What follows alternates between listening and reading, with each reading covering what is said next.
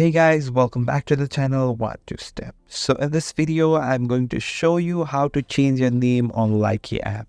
So it's very easy. First of all, you need to have Likee app in the mobile. If you don't have it, just go to App Store and download it from there. And if you are using Android, then go to App Store and download it from there. So here I have already downloaded my Likee app. Just click on the Likee app. And now go to your profile icon, which is in the bottom right corner of the human sheep. Just click on this. So now your name is Contentify. So to change this name, just click on the edit. You can see it here. So here I'm unable to edit info in current mode, but if you click on this edit, you will be visible. Name, like ID, bio, age, gender, and location. You can just easily change it from there.